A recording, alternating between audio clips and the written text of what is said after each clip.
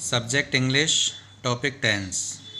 Dear students, आज हम बात करते हैं हमारे नेक्स्ट टेंस की, जिसका नाम है पास्ट परफेक्ट टेंस।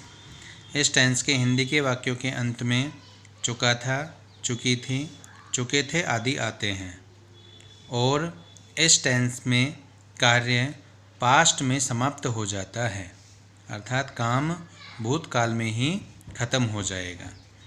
यदि इस टेंस के इंग्लिश के सेंटेंस आते हैं तो उसमें आपको हेल्पिंग वर्ब हैड के साथ वर्ब की थर्ड फॉर्म दिखाई देगी, और यदि फिल इन द ब्लैंक्स में इस टेंस का यदि कोई सेंटेंस आता है तो आपको रिक्त स्थान में हेल्पिंग वर्ब हैड के साथ वर्ब की थर्ड फॉर्म को ही भरना होता है।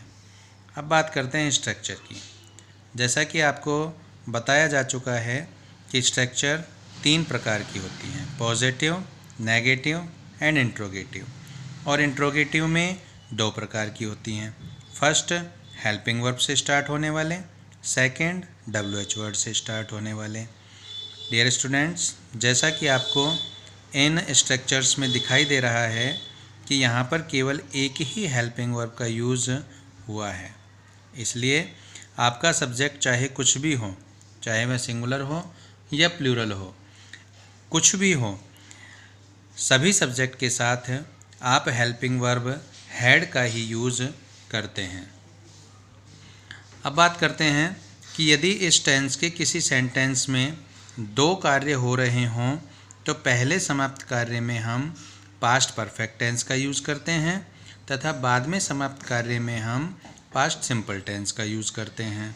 जैसे आपको यहाँ पर एक सेंटेंस दिया गया है, डॉक्टर के आने से पहले मरीज मर चुका था।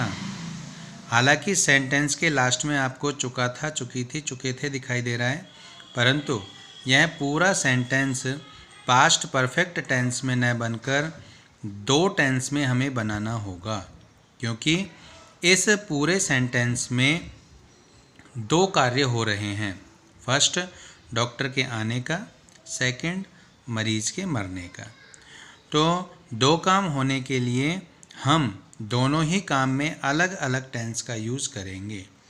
अब जो काम पहले हुआ है उसमें, जैसा कि मैंने आपको यहाँ बताया था, जो काम पहले हुआ है उसमें हम पास्ट परफेक्ट टेंस का यूज़ करेंगे, और इस सेंटेंस में जो काम बाद में हुआ है उसमें हम पास्ट सिंपल टेंस का यूज़ करते हैं। तो यहाँ पर आपको ये सेंटेंस पढ़ने पर दिखाई देगा कि मरीज मरने का काम पहले हुआ है, अतः हम मरीज मर चुका था इस कार्य को पास्ट परफेक्ट टेंस में बनाएंगे। तो इसकी इंग्लिश बनेगी द पेशेंट हैड डाइड।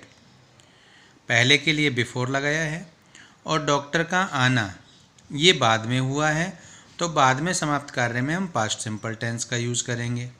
इसलिए यहाँ पर डॉक्टर के आने की इंग्लिश बनेगी द डॉक्टर, और पास्ट सिंपल में जैसा कि आपको बताया गया है कि वर्ब की सेकंड फॉर्म होती है, तो इसलिए आने की सेकंड फॉर्म होगी केम। कम होगा, कम की सेकंड फॉर्म केम हो जाएगी। इसके बाद आपको इस टेंस के एडवर्बल यहाँ पर दिए गए हैं। इन एडवर्बल्स को आपको ध्यान से देखना है। जैसे यहाँ पर ऊपर सेंटेंस में बताया गया था कि बिफोर से पहले अलग टेंस का यूज़ होगा और बिफोर के बाद अलग टेंस का यूज़ होगा।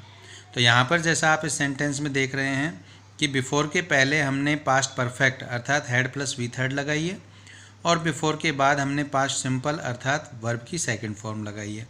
तो ऐसा ही आपको यहाँ पर एडवर्बल में दिया गया है कि बिफोर से पहले हमें हैड प्लस वी थर्ड का यूज़ करना है, और बिफोर के बाद यदि कोई फिल इन द ब्लैंक्स आता है तो उसमें हम वर्ब की सेकंड फॉर्म का यूज़ करते हैं। इसी प्रकार आपको ये एडवर्बल दिए गए हैं। यदि ये एडवर्बल किसी भी सेंटेंस में आते हैं तो आपको वह पास्ट परफेक्ट टेंस का मानते हुए फिलअप करना है। Thank you very much. और यदि आपकी इंग्लिश से रिलेटेड कोई भी प्रॉब्लम हो तो आप मेरे फ़ोन पर या स्कूल में 9 से 10 के बीच में कभी भी संपर्क कर सकते हैं।